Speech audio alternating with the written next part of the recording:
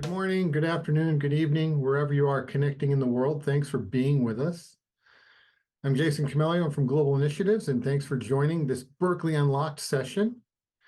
And we'll get things going in a minute. We're just gonna give everybody a second to get their audio and everything connected, and then we'll jump in. So thanks for being here.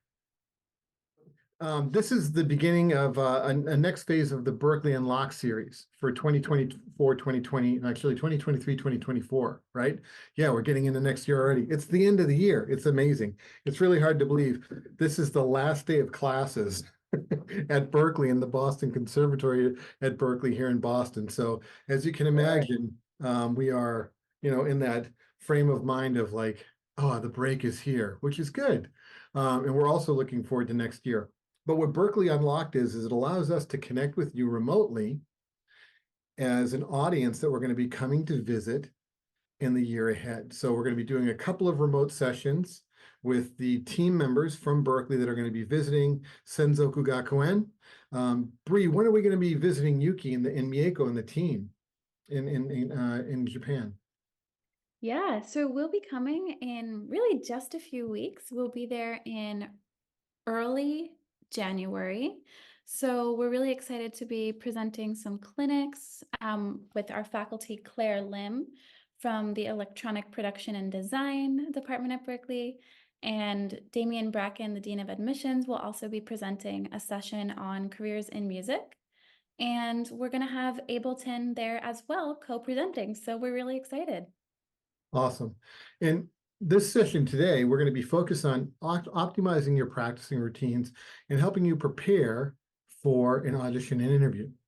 And this is really important and a great time to do this, especially for those of you in the session who are applying to Berklee or applying to other colleges and universities with music programs, and you're looking to get some insights, some really cool reminders of ways that you can improve the way you're practicing and focusing on your music. So with this group that we have here, you get this really diverse group of musicians. Bree is an incredible cellist, completed her studies at Rutgers and at the Boston Conservatory at Berklee, and Lim and Takumi and Yuki and I all were also alums from Berklee and in the Boston Conservatory at Berklee as well. So we'll have an opportunity in this session for you to ask questions, and you can put your questions in the chat. We'll have a chance here in a few minutes for you to turn on your cameras and open up your mics and just even talk to us directly. We've got a small group here today, so it'll be really convenient. So I'm going to just share my screen. We're going to jump in and go through, we'll go through the session today. All right, here we go. So we are super excited to be working with Senzoku Gakuen College of Music. They are a premier performing arts institution in Japan, globally recognized for their really diverse music programs, from Japanese traditional music, orchestral music, dance, musical theater, contemporary music. Yuki, you're overseeing like the contemporary music, the jazz studies program, is that right? That's right. Actually, we call it Jazz and American Music Department, and we not only teach jazz. Well, actually, we do teach jazz as a core part of the study, but we do accept all musicians from in all kinds of genre, actually. Right. And then I know recent years in working with you and the team there that there's been a lot of work done in electronic music as well, electronic production design, music production and engineering.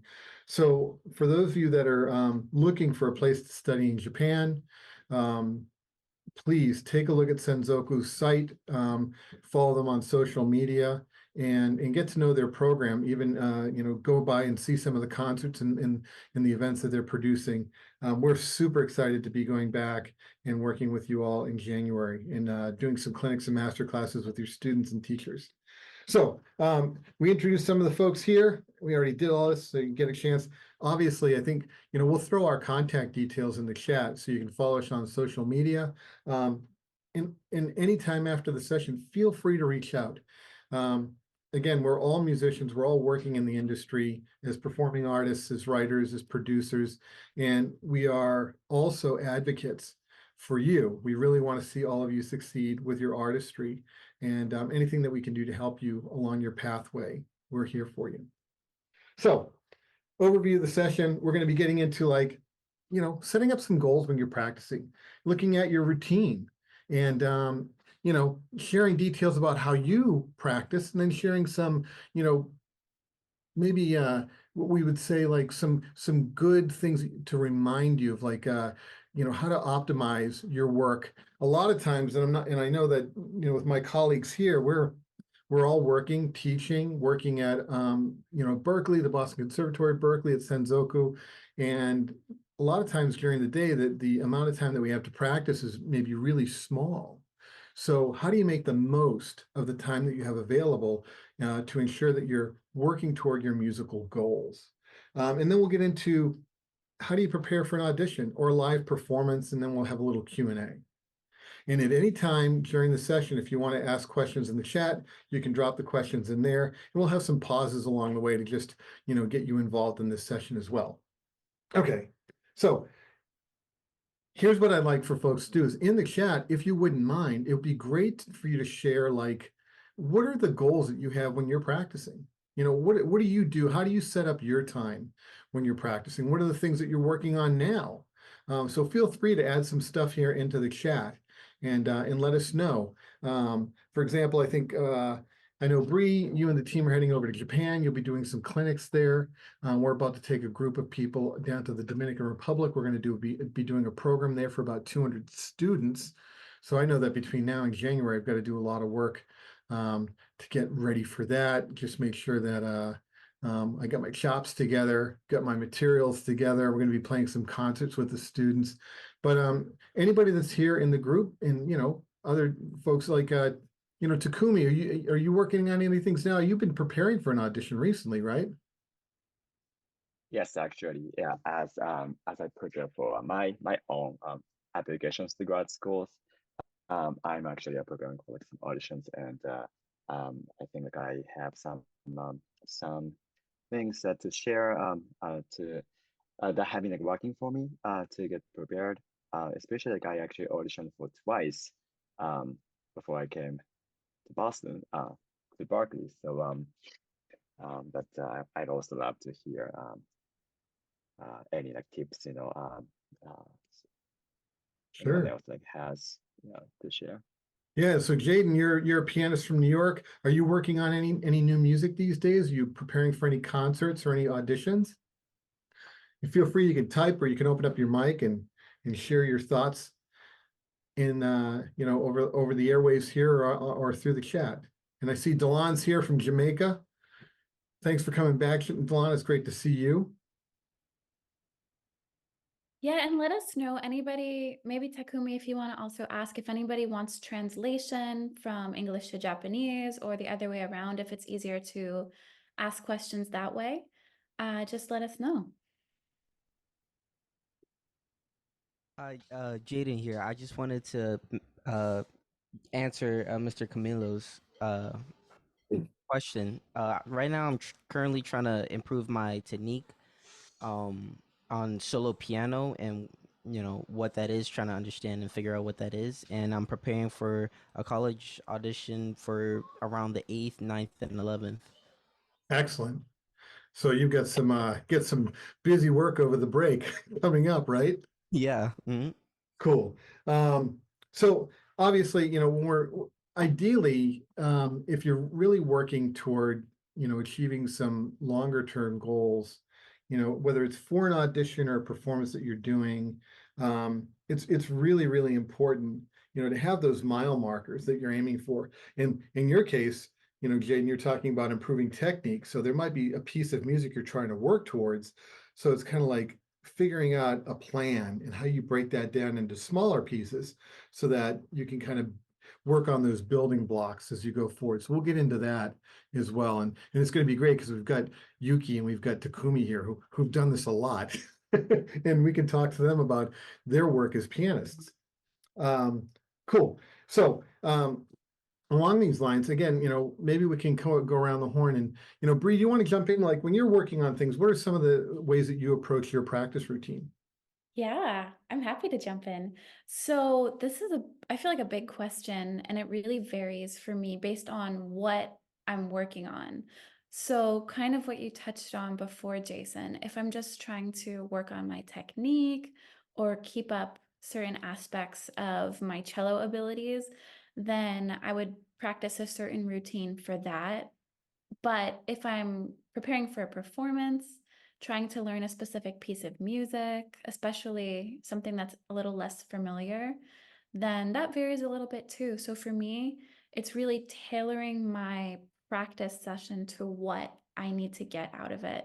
So usually some combination of scales, some technical pieces to work on, like etudes, and then really just planning out my session before I start.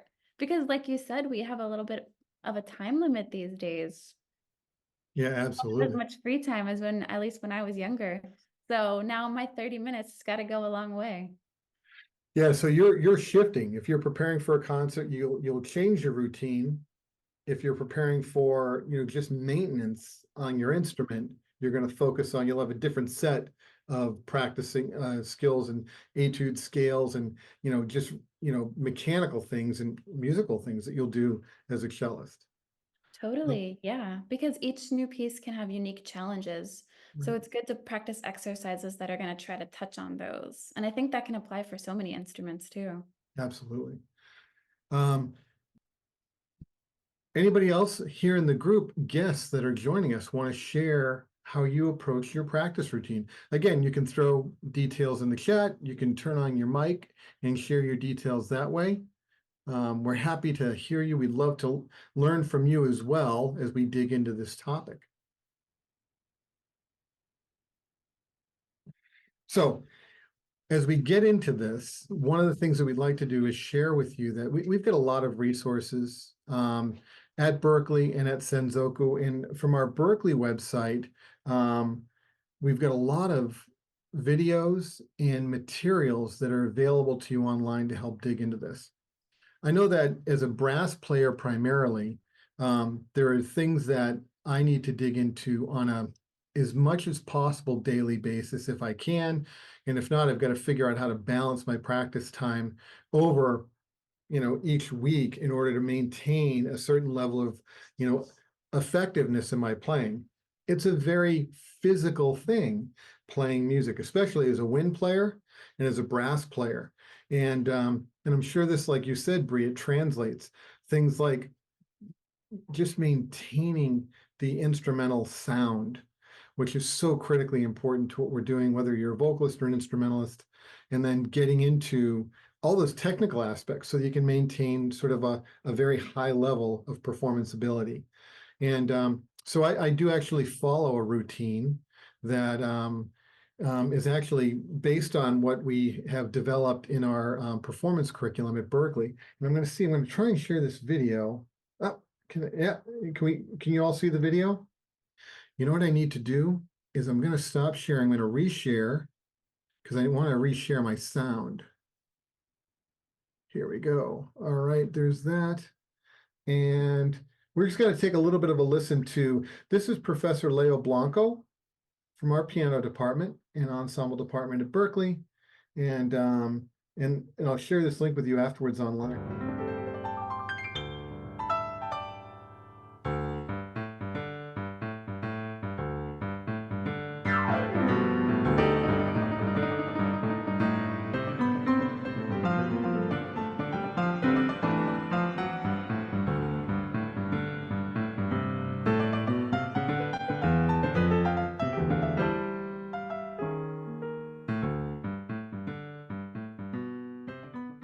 You probably didn't get into music because you love practicing, but rather because you love making music and the feeling, the experience of making it by having the keys at the end of your fingertips, right? But soon enough, if you continue into music, you will discover the urge to get better and better every time. And for this, there's no other way but practicing. In this video, you're going to explore the benefits of practicing versus just playing for fun, and how to organize your practicing by notating and organizing your session through a journal. Okay, let's talk about goals. In every serious task you engage to, we need to set up some goals. It could be, for example, be a part of an orchestra, be a band member of your favorite rock band, or teach music later on life. But for this, we need to set up two types of goals, long-term goals and short-term goals. The short-term goals are goals that you can achieve in 1 or 2 practice sessions, the most, and will help you to succeed achieving your long-term goals. On the other hand, long-term goals are achieved in a larger scale of time. It could vary from a week or a month, and it will be achieved by being disciplined in your short-term goals. For example, let's say that your long terms is to learn all major and minor scales in 12 keys by 90 beats per minute.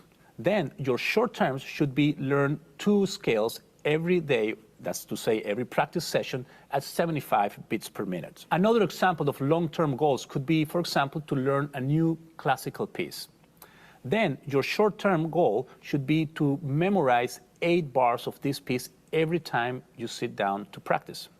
Also, another long-term goal could be to learn a jazz standard every week. Then your short-term goals should be every session you sit at the piano to learn just the harmony by memory, then separately just the melody, and then the structure of the form. A series of successful practice sessions is called effective practice.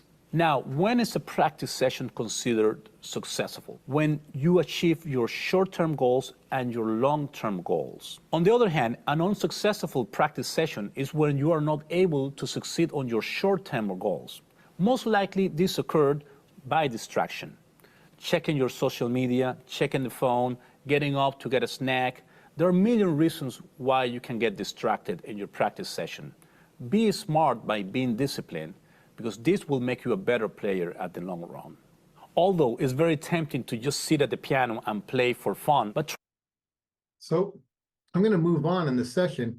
This video is available on our website, and we're going to share the link to this for you to take a look at in a minute. But these videos are great resources, great tools to help us just sort of remember the different aspects of achieving those short-term goals, setting those short-term goals, setting long-term goals, and keeping yourself focused.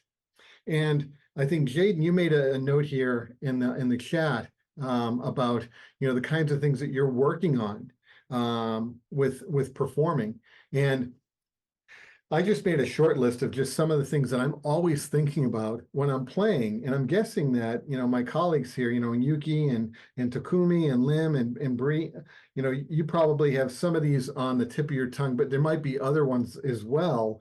But these are all just different aspects of practice that you could spend a lot of time focusing on independently.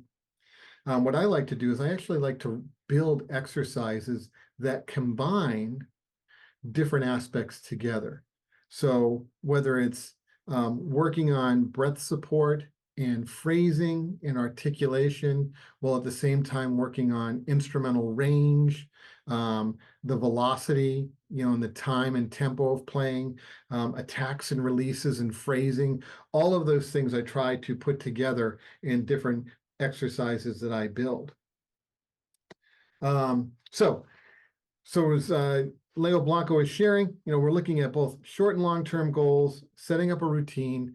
He noted later on in his conversation, in his presentation, he'll talk about journaling, which is actually just having a book handy or a notepad that you're going to write down what the goals are, those short-term goals and those long-term goals. And by actually putting them in writing, what it does is it helps to lock in your thinking and your focus of what you want to accomplish in your practice. And, you know, it's almost like the daily kinds of journaling that you might do as well if you're keeping a notebook. But doing it with your practice, and you can say, I worked on this piece of repertoire. I worked on this standard tune. I worked on trying to transcribe this solo. I worked on this etude, and this is where I got to today. So in my next routine, I want to make sure I go back and work on these measures, work on this aspect of the piece, and taking time to notate. So when you do come back, it can actually help you build forward and build momentum with your practice and achieving your goals. Obviously, finding a really comfortable practice space without distractions is really, really critical. You know, and it's a tough thing for us to do, but we got to figure out a way to turn off our devices when we're practicing so that we can stay focused for longer periods of time. And then some of the things that we talk about a lot at Berklee is really figuring out and learning about the context of the music that you're playing. Where possible. So if it is learning repertoire from different composers, from different genres, it's spending some time in the practice routine when you're resting between actually physically performing, take a minute to go and learn about the artists that you're working with and the music that you're playing. So I'm going to stop there for a second and just see anybody have questions. And maybe Yuki and Lim and Takumi and Bree, you want to jump in and feedback on any of the things that you heard Leo talking about and what we were just covering here in the effective practice short list?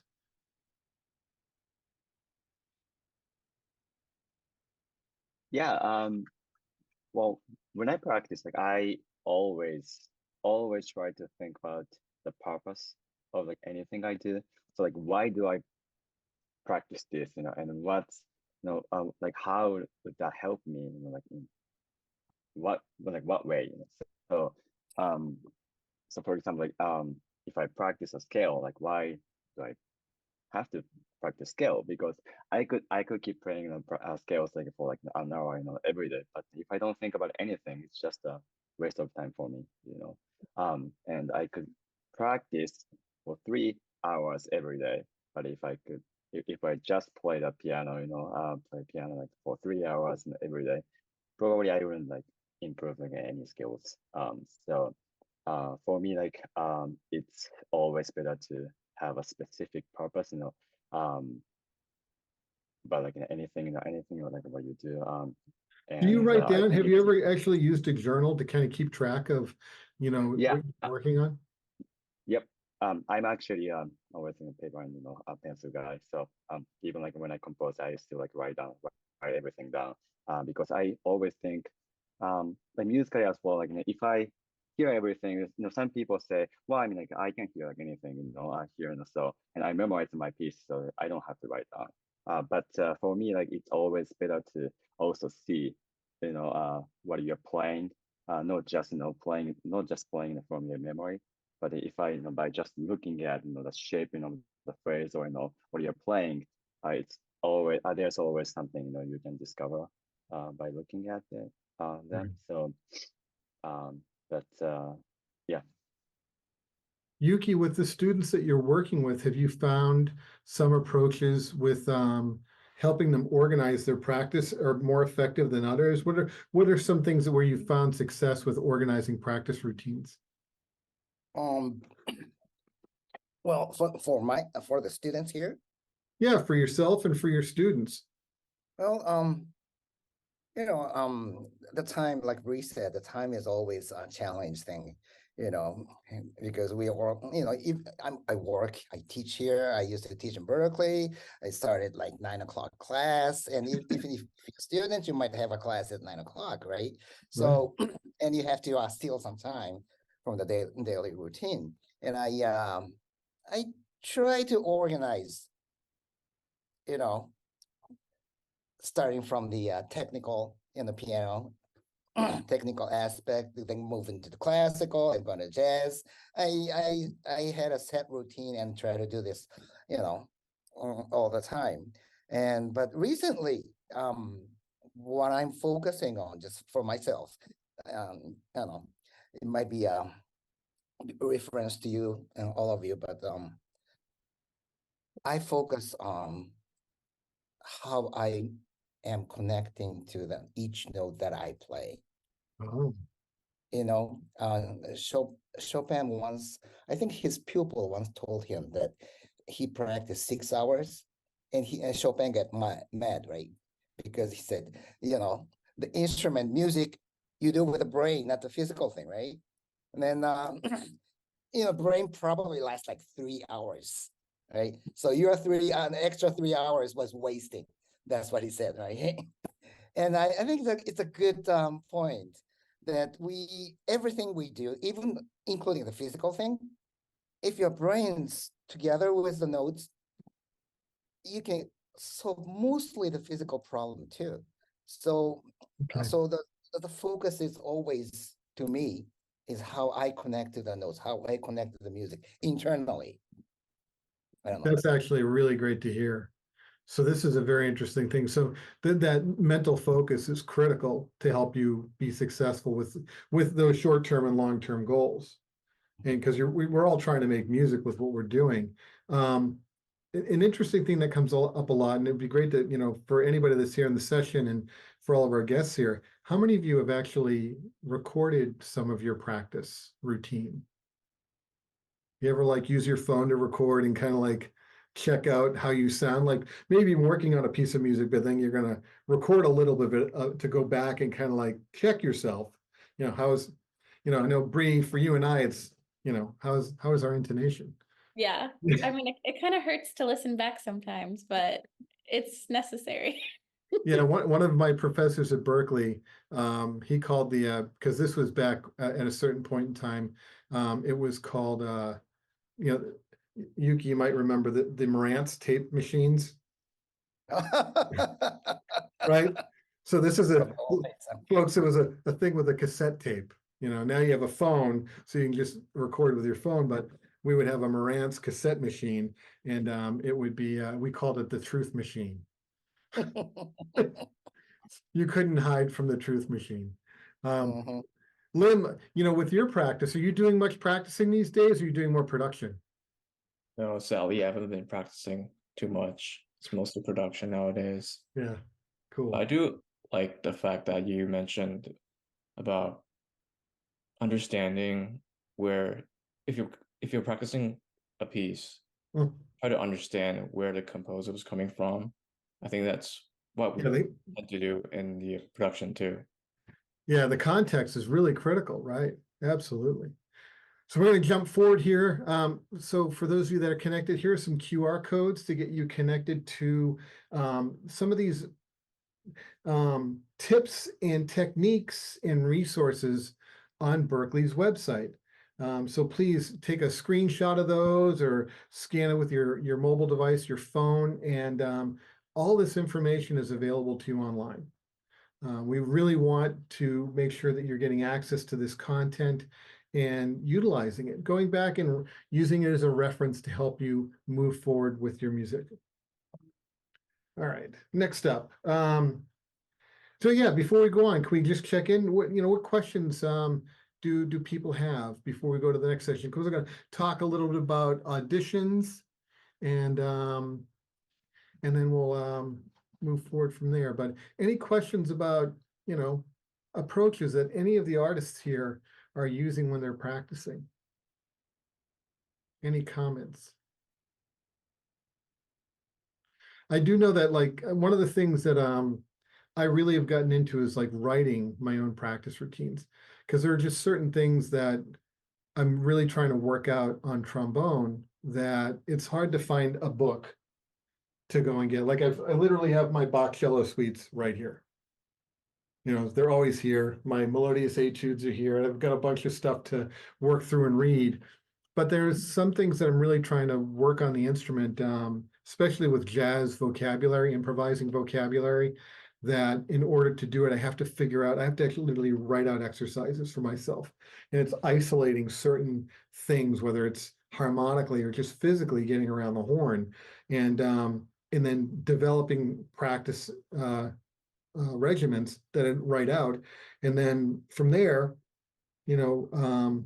combine other aspects around phrasing, around range, articulation, and those different things. It gets to be really interesting. Playing, different standards, just literally writing out choruses of solos and applying different techniques to that, to maybe try to work on rhythm. So writing out solos by hand that apply different ride cymbal patterns to bebop lines, and then working them out and playing through them on the horn, and then freely improvising over the changes of the song to try to apply and get that sound, and knowing that the short-term goal is to just get it happening, physically working through that, getting the sound in my head, and over the long term, as I'm learning repertoire and learning new songs, it might take 6 months, it might take 9 months, it might take a year, but being able to get that integrated into what I'm playing.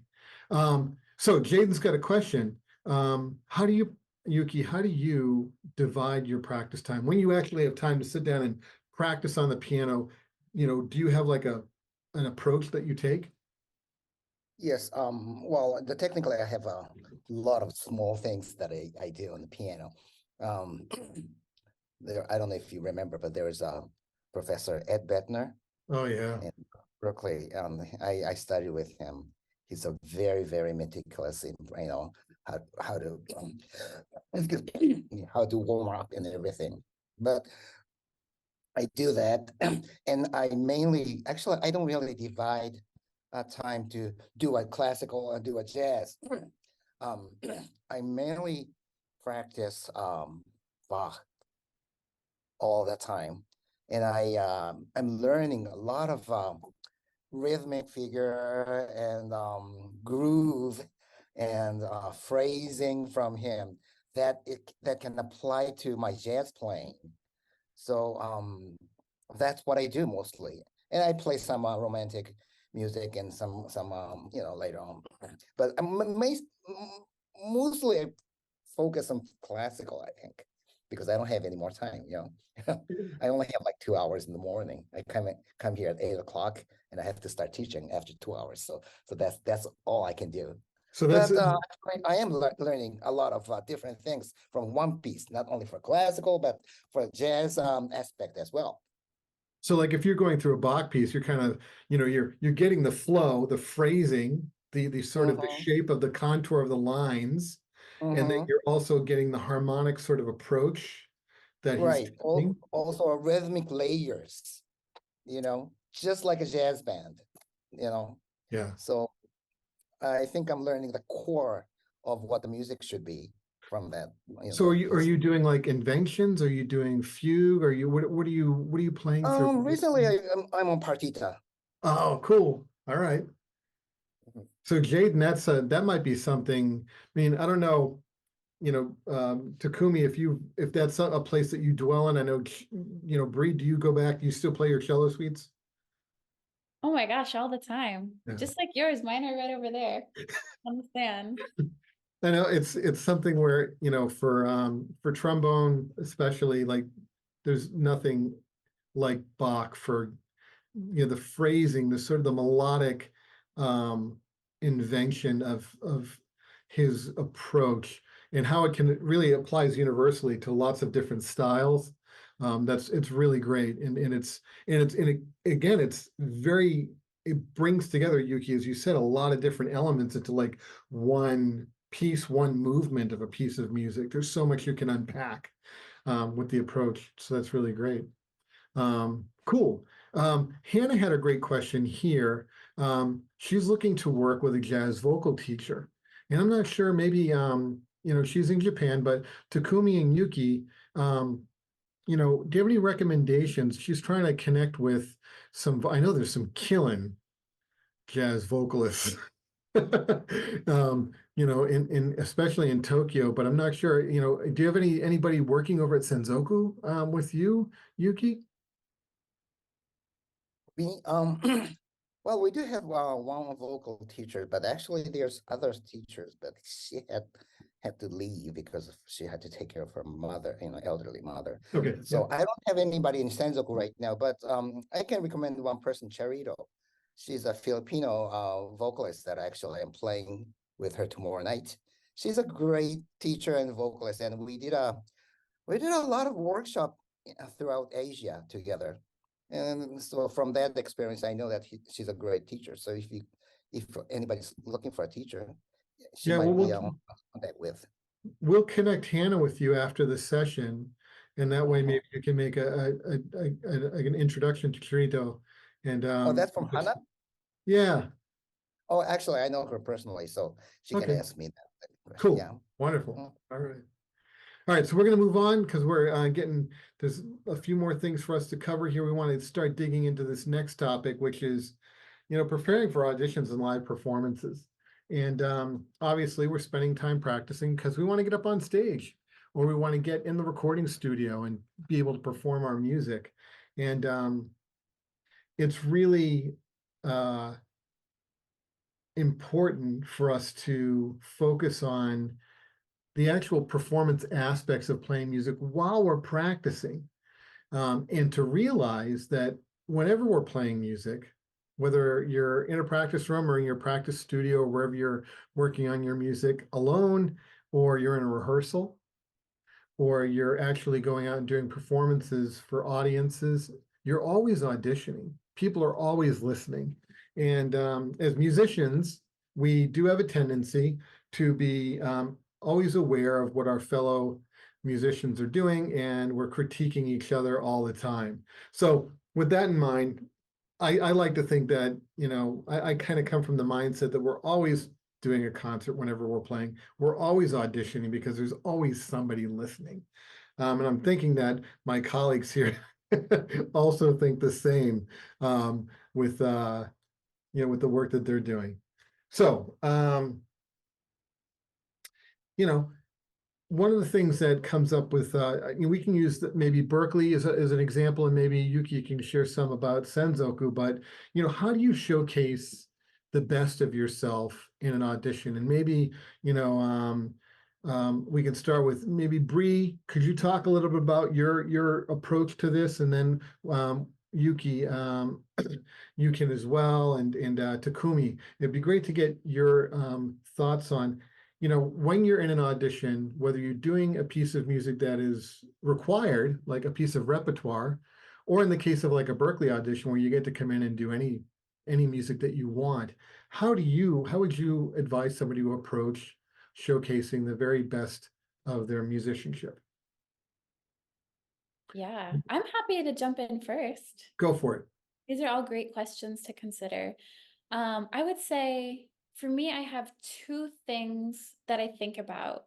One which relates to the actual performing aspect, the music that I choose, and then the other part which would relate more to like the mindset going into one of these situations.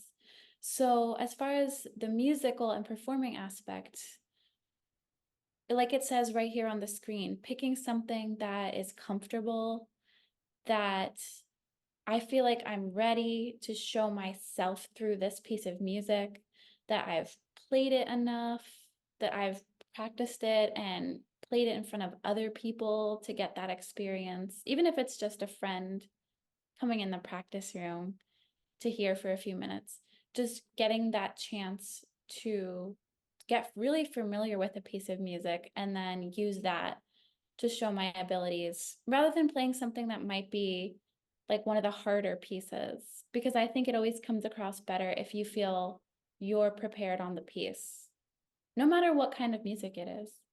And then the mindset part of it is just going into a room thinking like, if it's an audition, they're all musicians too, the people judging you on the panel or the people that are running the audition. They really just want to see what you're about and understand where you're coming from and see what level you're at. So in a lot of situations, it's really just about representing your abilities in music, not necessarily like taking a test or something of that sort. It's really just how you can make that connection. So that's something that really helps me try to showcase my best abilities. That's great to hear. Thank you for sharing that. Takumi, what are your thoughts on this? Because I know you have you have current experience doing this, and then you work in sort of the admissions team at Berklee, so you come across this a lot, maybe advising students as well. What do you think about, how do you prepare for an audition? How did you pick music that you're doing for your auditions? Yeah. Well, I always think the confidence only comes from like practices. So I could be confident because I knew I've prepared or practiced enough, right? So and I try not to like make myself look like better than how I am right now. So like at any interview or like audition, I just try to play what and show like how I am right now, and because that's the only thing I could do. But whenever like I have audition or like an interview or like any like for example, like when I've had multiple like interviews for like for example scholarships or something. Um, I think I always get nervous, when something is my, first time, right? So if it's not like your first time, you probably would be like comfortable doing so. So, for example, like when I auditioned for Berklee, that was my first like big audition in my life, Really? and of course I was getting really nervous, right?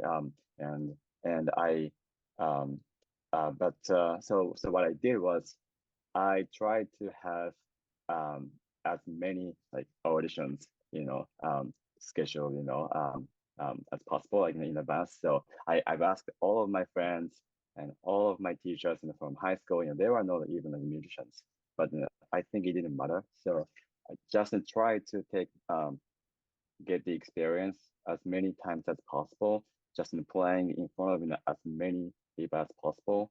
Then like when you take the audition for the 100 first time, it's your 100th first time, so you'll be okay. So I know this, and I'll just Yeah. play what I can play, and I think When, that's yeah. when you did that, did you feel like you could actually enjoy playing the music? Yes. So Yep. you Because it actually got to was do, because it's become like more something more natural for me. So this is not something like strange or I don't know at all. So it's just well because you never get nervous about um brushing your teeth, right? So because because that's what you do every day.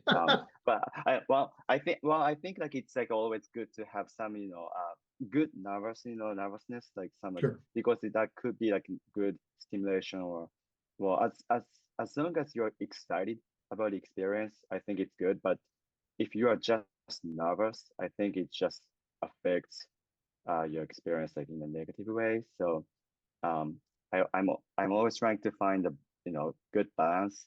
Yeah, Right. I don't want to be too comfortable, but I don't want to be like just nervous.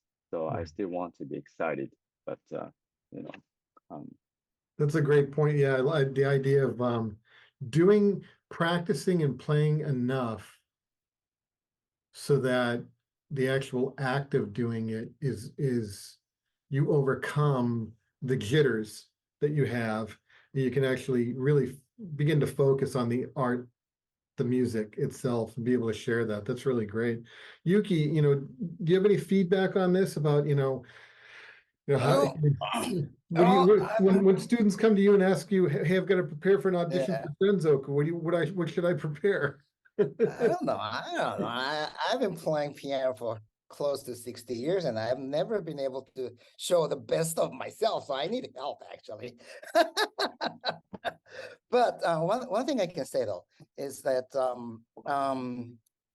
what you think the best Oh, is usually your illusion, you know. yeah, When you think that you're okay, this is my best playing, right? yeah. It's in your head and you've never, you haven't touched that yet, Got it. right? So it's up in your head and you're almost like imagining that thing. So instead of doing that, what I do myself, I'm playing tonight, I'm playing tomorrow night, and some, when you go to when I play, I accept what I play Ah, totally. So what I take what I play is as a best. got it. So that's how so that's why I can never be able to show the best out of myself. Yeah. But you're typically, like, in the performances that you're doing, you're picking repertoire that you really enjoy playing, Mhm. whether it's you as a soloist or you with the other musicians in your group, your original music or the repertoire. So you're kind of like getting into the neighborhood of the kinds of music that you really feel comfortable playing, and it allows you to get to the music a little bit more quickly and not have to fight through those unknowns, like the chord changes on this are tough, the groove on this is tough, the tempo is really tough. Sometimes for vocalists singing some pieces, the range, there's like, oh, there's that one part of that Whitney Houston song or whoever the artist is. And so you're trying to always find repertoire, maybe that's in the zone that feels really good. I love what you said, Takumi, about being able to play for as many different people as possible too, just because sometimes with different teachers, you can get a lot of really good feedback that can be very, very helpful. Just for them to, just say, hey, listen, go back and, this part that there were some issues that you got to work out, like technically or, intonation wise or time wise, and getting that feedback so that when you do get into the audition, you've kind of brushed up and, as you noted, maybe over prepared a little bit, which can be really, really helpful. Cool. So some thoughts that I had on this were, and these are standard things, practice like you're doing the audition. So when you are in your practice space, always try to remind yourself and practice like you're going to perform. And that might be, you might take some time to work on the piece of music, but go back and maybe if you can do the whole piece, wonderful. If you can only do a section of it, really kind of like put yourself in that frame of mind like you're performing. And that can help you out a lot. Prepare your warm-ups before the audition. So when you're going to be going to your audition, make sure you do some warm-up at home before you get there, and know like the kind of routine that you need to be warming up before you actually go in and play your audition. Sometimes it might not be playing at all. Sometimes it might be just doing some breathing exercises, some stretching, and just mentally kind of going through the piece. And that can be really, really helpful to you. Perform, all your pieces as many times as you can. And Takumi, you noted this, and it's just like the idea of being over prepared is something to really consider. It's like, keep going through it, know it so that it's you're removing the unknown, because getting the unknown out of the equation when you're performing a piece of music means that you can actually enjoy the music and convey the music. Even if you make a mistake with one note or some rhythms here and there, the overall nuance of the piece of music that you're playing can be a really positive thing and convey to whoever you're playing, whether it's an audience at a club or a jury or a panel that you're playing for. They're like, hey, listen, they missed a note here, they missed a beat or something there, but something, the overall piece of music and the way they played the music demonstrates that they really have command of what they're doing and they're on the right path. I know from our perspective at Berklee, when we conduct auditions, we're not counting like the number of notes you played right or wrong. We're not keeping score. What we're really looking at is, in this moment, in the music that you're sharing, whether it's in your prepared piece or the improvisation that we're going to do with you, or the ear training or the reading, based on what you're doing in that moment, what's your potential? If this is what you can do today, based on all of the work that you've done, when we have you come to a Berklee classroom for a private lesson or some other lab or ensemble, after a semester, after a year, after 2 years, in our minds, we're trying to think of like, where will this person be? And that's the most exciting part of the actual audition process for Berklee, is because we can see where you are today in this moment. And then we're thinking, wow, if you were in a class with Takumi, or if you were in a class with Yuki, Jaden, as a pianist, where would you be after working with them for 6 months, for a year? And these are the kinds of things that we're really thoughtful of. But actually, as a matter of fact, tomorrow we're going to be doing auditions on the Berklee campus in Boston. Lim, are you working tomorrow? Yeah, I think we've probably got about 300 people scheduled. We'll be doing like 10 or 11 audition rooms all day long, which is a wonderful thing. And then in Senzuko, I know that hopefully we'll have 2 full days of auditions of students in Japan. So consider your environment. This is something that we have to think about when you're preparing for an audition. We're actually doing auditions in Zoom now. So that's kind of interesting. So sometimes you might be doing an audition in person. Sometimes you might be doing it online. I can tell you a story. I remember doing my very first professional music audition, and I did it on a telephone.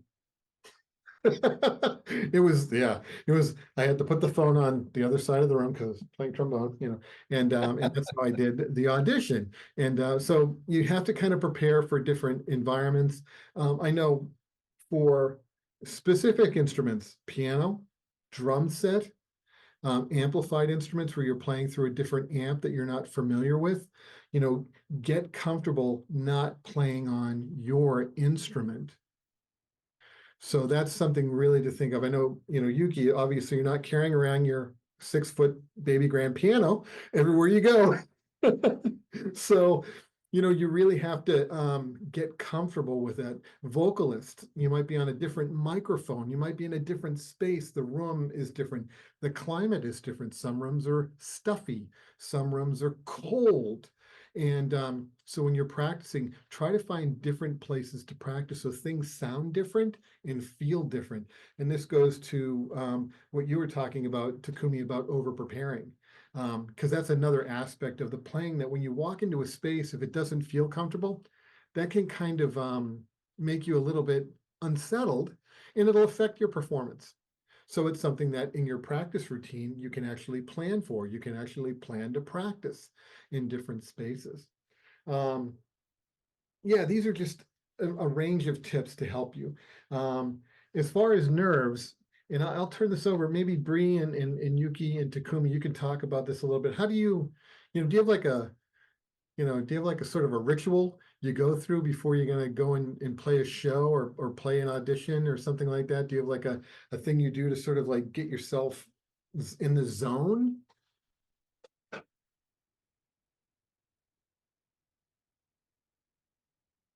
Anybody want to jump in?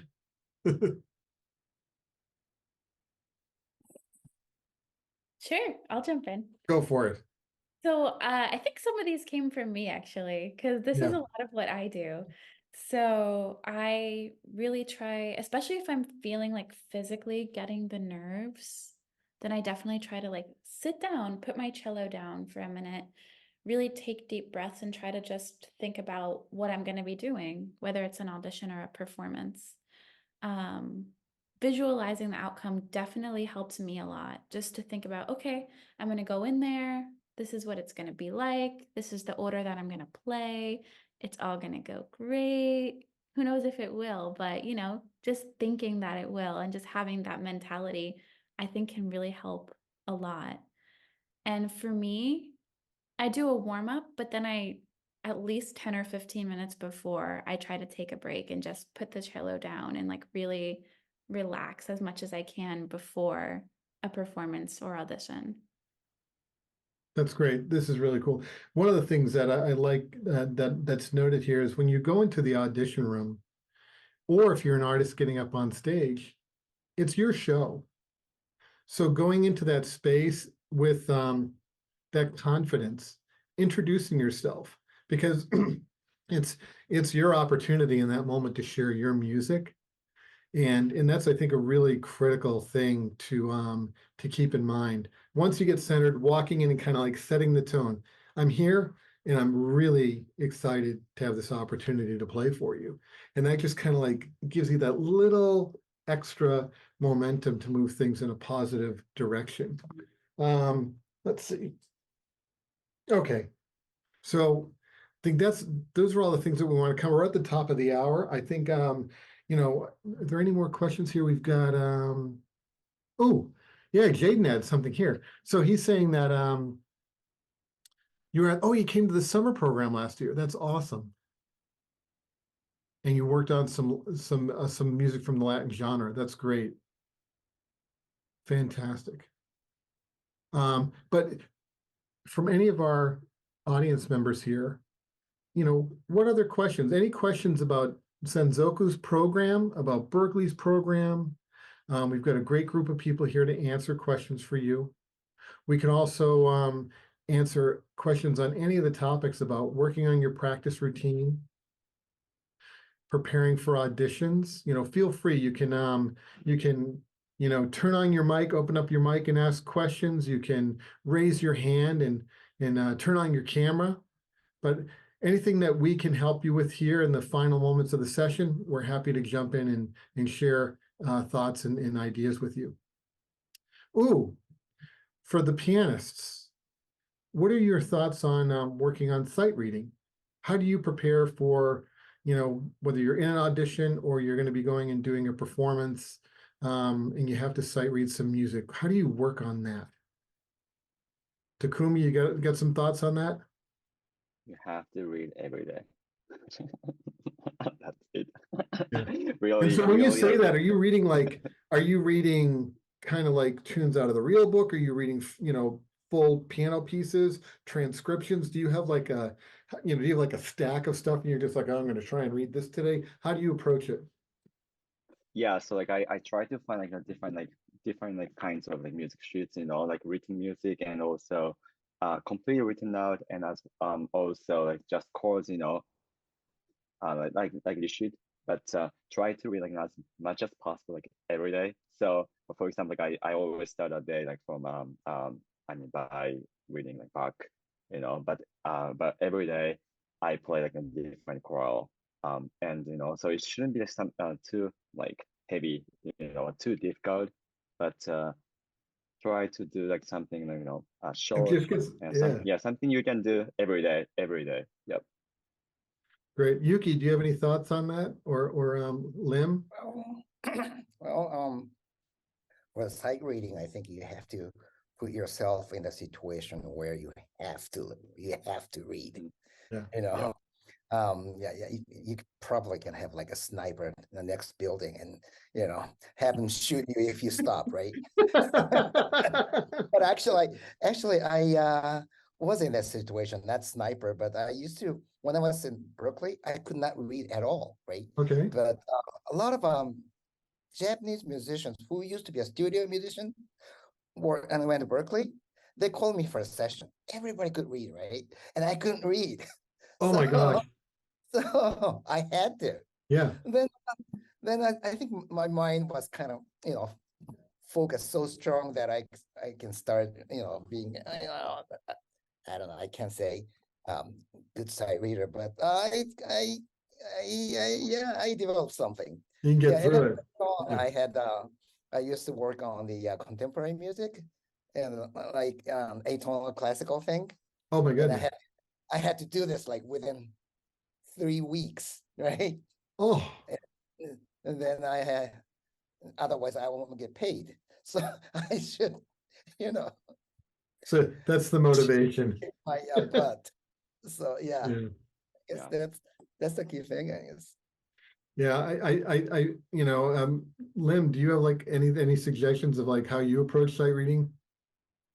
So I don't really practice a lot anymore, but whenever I want to play a song that I love, I try not to play it by ear. I try to find the actual lead sheet that I can find, and then I just read it instead of playing everything by ear, even though I'm trained to recognize the harmony and the rhythm, but I just try not to do that.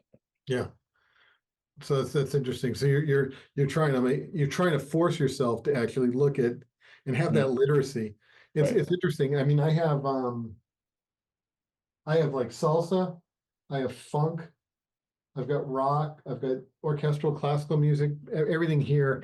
And the interesting thing is some of it is in different clefs, tenor clef, alto clef, treble clef. And it doesn't matter for trombone, I'll read all the clefs, but then I'll pick up the guitar or the bass and I'll read it. It doesn't matter as well. And it's, I think, to what you mentioned, Yuki and Takumi, and then Lim also kind of reinforces it's just like just doing it, because there have been times where I've walked into a session and all they have are alto saxophone parts. And they're like, this is all we got. And it's like, you have to sight transpose on the spot and read. So, Jaden, this is a lot to unload, and folks here that are asking this question about sight reading, but do a little bit. Even if you only do 8 measures, and you're just trying to get your brain wired to be able to read through something. For vocalists, sight singing, it's hard because it's one thing on an instrument where you have like keys or slide positions or frets as a reference, and on voice, it's really, really challenging to have that pitch reference and to like stay on pitch. And, you know, if you know solfege or you've worked on ear training, there's always these really cool ear training apps that you can work on your mobile device. But you know, sight reading for voices is super challenging as well. And it's just a matter of, you know, it's having that routine. So like I literally have a routine that's an accordion. It can be, you know, an hour, it could be 90 minutes, it could be 30 minutes, but it has segments. And there's a little bit of each of these things. There's a little bit of technique, there's a little bit of playing, there's a little bit of reading, there's a little bit of improvisation. And it's all baked into, you know, that formula to try to at least touch on each of these aspects of playing, so that depending on what the situation is that comes up, I can be ready, you know, as ready as I possibly can be in that moment to be able to do that. Great question. I think this is great. What I'm going to do now is I want to flip this over. I'm going to share this so that Bree can talk a little bit more about what's going to be coming up. We've got some sessions coming up, right, Bree? We do. Yeah. So as Jason mentioned at the beginning, we're going to be coming to Japan next month in January.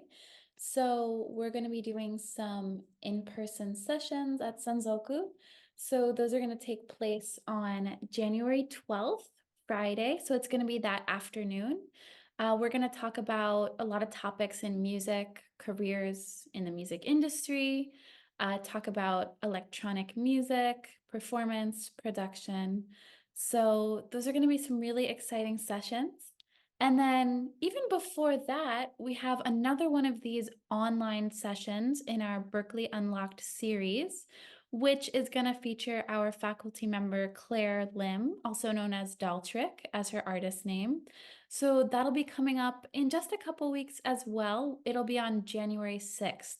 So you can scan either of those QR codes with your phone just right on the screen, and it'll take you to a registration for all of those events coming up. Yeah, so take a look at these. For those of you that are interested in the application of electronic music in live performance as a songwriter, producer in the studio, you're going to want to check out these events online with Claire and with Sakura and with the team at Senzoku when we're there in person. This stuff is amazing. If you're familiar with, you know, being able to work with a rig, laptop, control surface, keyboard, effects processing, being able to sing and perform in real time, what these artists do is just stunning, and super, super creative. And it's one thing to see them working as solo artists. It's another thing to actually be able to perform with them in an ensemble setting. And so at Berklee, it's been about this is year 4 that we launched the electronic digital instrument as a principal instrument. So literally computer and control surfaces as an instrument. And then this past fall, you can actually major and do a performance undergraduate degree with the electronic digital instrument. So in the upcoming sessions, we're going to be digging in and sharing more about that and just talking about the applications of music technology in the creative process, which we're all doing now because we all have home studios and we're using this technology. And you're going to really, really enjoy these things.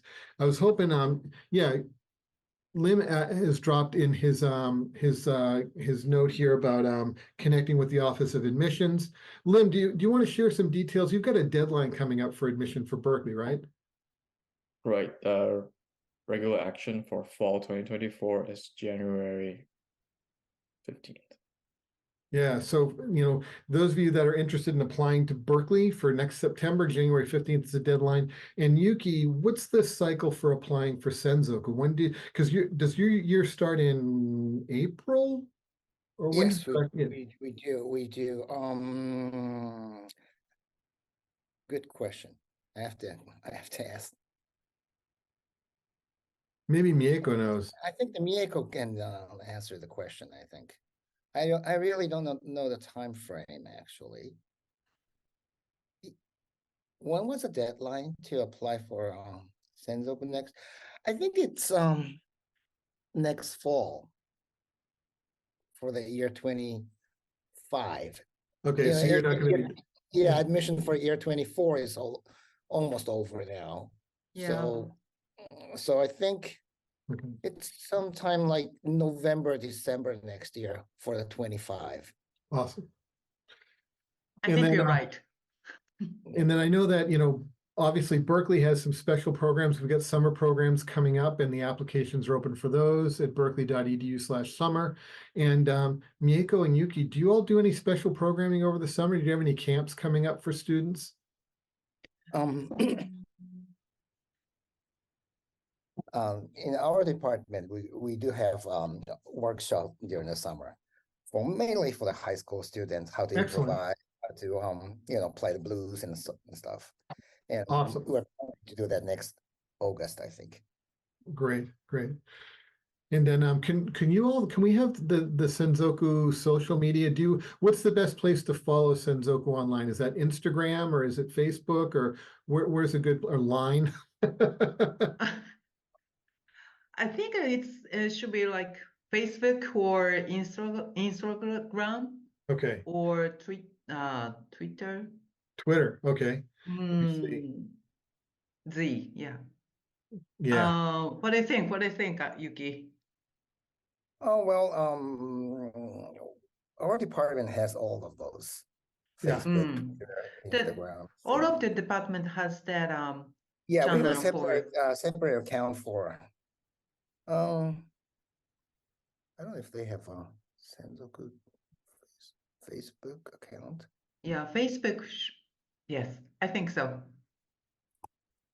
I know that I follow you all here online. And there's different departments because there's the ballet, the dance department, there's the musical theater department. So when you look on Instagram for Senzoku, you're going to find the jazz departments in there. So it's jazz_ACJP for Yuki's department. So you can find them really, really easily on Instagram, but it's a great way to check in. It's also a great way to, yeah, thanks for sharing that, Yuki. That's perfect. That's our department's webpage. Thank you. And then it's connected to that college, yeah. And then this is their Instagram right here. Cool. Thanks everybody for taking time Saturday morning there in Japan. And it's all over the world for everybody else. This has been really, really fun. It's been great to connect with you, Lim and Bree, and Takumi and Yuki and Mieko. Thank you for joining us as well. I look forward to getting back to Japan. Bree's going to be there in January. Yeah, but hopefully I'll get there later in the year. I think because it's been a minute. I haven't had the chance to get back there, but I miss seeing you all in person and wishing everybody the best. Everybody have a great holiday and a happy new year. Please keep in touch with us online on social media at Berklee Global and at jazz_senzoku.ac.jp. And we will see you all on the road. Thanks, everybody. Take care.